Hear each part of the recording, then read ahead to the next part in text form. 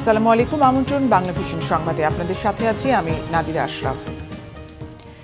বিএনপির সাথে চীনের কমিউনিস্ট পার্টির সম্পর্ক এক নতুন উচ্চতায় পৌঁছেছে। অচিরেই দুইটি রাজনৈতিক দলের মধ্যে বেশ কয়েকটি সমঝোতা স্মারক স্বাক্ষরিত হতে পারে বলে আশাবাদ ব্যক্ত করেছেন বিএনপির মহাসচিব মির্জা ফখরুল ইসলাম আলমগীর। শুক্রবার রাতে চীন সফর থেকে ফিরে শাহজালাল আন্তর্জাতিক বিমানবন্দরে সাংবাদিকদের এসব কথা বলেন তিনি।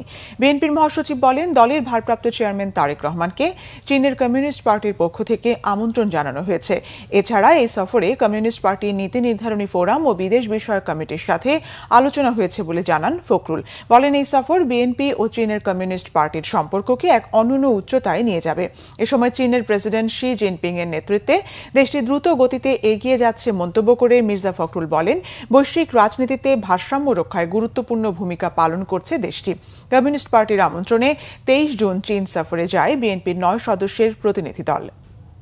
তারা দাওয়াত করেছেন এবং খুশি হয়েছেন যে তিনি এখন নেতৃত্ব দিচ্ছেন এবং আমরাও তাদেরকে দাওয়াত করেছি, তারা দাওয়াত গ্রহণ করেছেন এবং একটা পার্টির মধ্যে পার্টি টু পার্টির একটা 2 বছরের রাজনৈতিক ডায়ালগের জন্য, পলিটিক্যাল ডায়ালগের জন্য একটা এমইউ করার আলোচনা হয়েছে।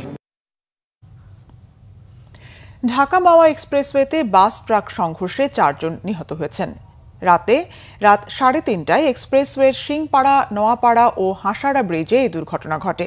পুলিশ জানায়, খুলনা যশোর থেকে ঢাকাগামী হামদান এক্সপ্রেস নামের দ্রুতগতির একটি যাত্রীবাহী বাস প্রথমে নিয়ন্ত্রণ হারিয়ে সামনে থাকা পণ্য বোঝাই ট্রাককে ধাক্কা দেয়।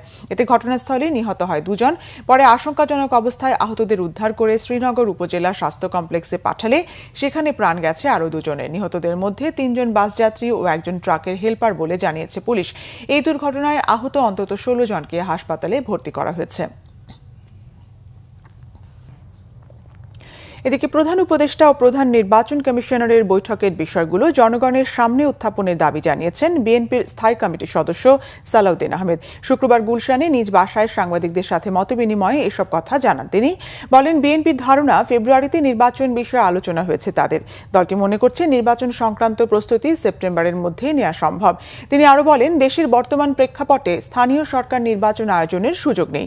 এছাড়া জাতীয় নির্বাচন নিয়ে প্রায় সব দল একমত বলেও জানান সালাউদ্দিন আহমেদ। এ সময় তিনি প্রত্যাশা জানান, নির্বাচন নিয়ে নিরপেক্ষতা বজায় রাখবে অন্তর্বর্তী সরকার।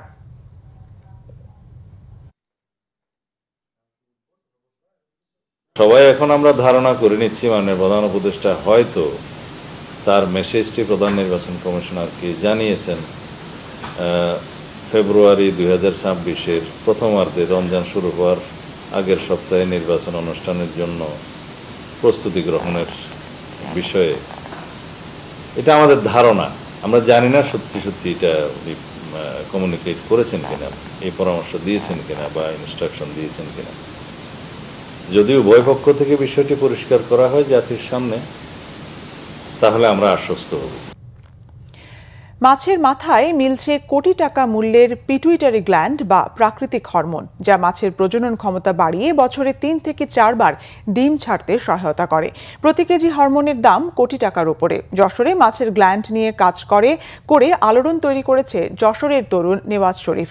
পিটুইটারি মাছ কাটা শ্রমিকদের প্রশিক্ষণ দিতে পারলে বিদেশে তা রপ্তানিও করা সম্ভব। যশোর থেকে ফিরে আরও জানাচ্ছেন ওবায়দুল্লাহ মামুন, ছবি তুলেছেন মোহাম্মদ মনিরুজ্জামান। মৎস্যবিজ্ঞানে উচ্চতর পড়াশোনা শেষে চাকরির পেছনে না দৌড়িয়ে উদ্যোক্তা হতে মাছের পিটুইটারি গ্ল্যান্ড বা পিজি নিয়ে গবেষণা শুরু করেন যশোরের চৌগাছার তরুণ নেওয়াজ শরীফ। কার্প জাতীয় মাছের মাথায় রয়েছে মহামূল্যবান পিটুইটারি গ্ল্যান্ড বা প্রাকৃতিক হরমোন। যশোর সাতক্ষীরা অঞ্চলে এর ব্যাপক চাহিদা রয়েছে। সাধারণ হ্যাচারিতে সিনথেটিক হরমোন ব্যবহার করা হয়, যা মানব স্বাস্থ্যের জন্য ক্ষতিকর। আর মাছের মাথা থেকে সংগৃহীত এই হরমোন মাছের প্রজনন ক্ষমতা বাড়ানোর পাশাপাশি মা মাছের মৃত্যুহারও কমাতে সহায়ক, যা বিশ্ববাজারে প্রচুর চাহিদা রয়েছে। তিনি জানান, দেশে নিবন্ধিত 964টি হ্যাচারিতে বছরে প্রায় 35 থেকে 40 কোটি টাকার হরমোন দরকার, যা পুরোটাই বিদেশ থেকে আমদানি করা হয়। দেশে পিটুইটারি গ্ল্যান্ডকে প্রক্রিয়াজাত করতে পারলে বিদেশেও রপ্তানি করা সম্ভব। আমাদের দেশে এই পিজির ব্যাপক চাহিদা রয়েছে। আমাদের দেশে প্রায় 30 থেকে 35 কোটি টাকার পিজির মার্কেট আছে, অথচ হাতে গোনা কয়েকটা প্রতিষ্ঠান এই পিজি নিয়ে কাজ করছে। রিজনেবল প্রাইসে দেশের মৎস্য হ্যাচারিতে পিজি সরবরাহ করা, পাশাপাশি বিদেশেও রপ্তানি করা। গত বছর থেকে এই ল্যাব শুরু করে চলতি বছরে উৎপাদনে যায় নেওয়াজ শরীফের এই ল্যাবটি। এরই মধ্যে লাভের মুখ দেখতে শুরু করেছেন তিনি। পিজির উপর ইনভেস্ট হয়েছে 6 থেকে 7 লাখ টাকা। আমি হচ্ছে যে প্রায় 50,000 টাকার উপরে প্রফিট করতে পারছি প্রতি মাসে। কতজন কাজ করছে আপনার সাথে? আসলে পিজি সিজন শুরু হয় মূলত মার্চের থেকে আগস্ট পর্যন্ত, তারপরে অফ সিজন চলে যায়। আমি কাজ করছি গত বছর থেকে। আমি হচ্ছে যে নিবন্ধন করছি, ট্রেড লাইসেন্স করছি, অন্যান্য যে ডকুমেন্ট রেডি করছি, কিন্তু মূলত এই বছর থেকেই আমরা হচ্ছে প্রোডাকশনের দিকে গেছি। পল্লীকর্ম সহায়ক ফাউন্ডেশনের আর্থিক সহায়তায় পিটুইটারি গ্ল্যান্ডকে আরো বড় পরিসরে ছড়িয়ে দিতে সারা দেশে মাছ কাটার শ্রমিকদের দক্ষ করার পরিকল্পনা নিয়েছে শিশু নিলয় ফাউন্ডেশন।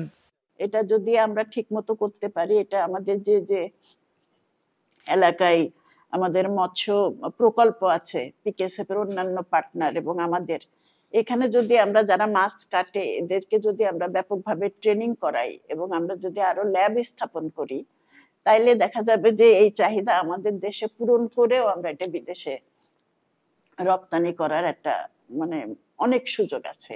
বাংলাদেশ ছাড়াও ইরাক, ইরান, যুক্তরাজ্য সহ বিশ্বের 35টি দেশে মাছের এই প্রাকৃতিক হরমোনের চাহিদা রয়েছে বলেও জানান তারা।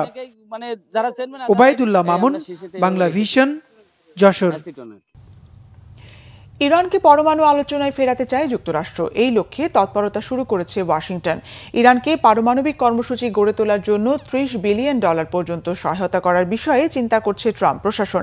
তেহরানের উপর থেকে নিষেধাজ্ঞা প্রত্যাহার এবং দেশটির অর্থ ছাড়ের কথাও ভাবছে যুক্তরাষ্ট্র। এসবই তেহরানকে আলোচনার টেবিলে ফিরিয়ে আনার তীব্র প্রচেষ্টার অংশ। যুক্তরাষ্ট্রের গণমাধ্যম জানিয়েছে, টানা 12 দিন ধরে চলা ইরান ইসরায়েল সংঘাতের মধ্যেও তেহরানের সঙ্গে পর্দার আড়ালে আলোচনা করেছেন যুক্তরাষ্ট্র ও মধ্যপ্রাচ্যের বিভিন্ন দেশের গুরুত্বপূর্ণ কর্মকর্তারা। যুদ্ধবিরতির পরও চলছে এই আলোচনা। এদিকে চলমান সংকটের মধ্যেও ইউরেনিয়াম সমৃদ্ধির বিষয়ে কাজ চালিয়ে যাবে বলে জানিয়েছে তেহরান।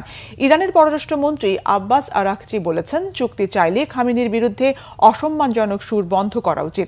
তবে ইরান পারমাণবিক অস্ত্র তৈরির চেষ্টা করলে দেশটিতে আবারও বোমা হামলা করা হবে বলে হুঁশিয়ারি দিয়েছেন মার্কিন প্রেসিডেন্ট ডোনাল্ড ট্রাম্প।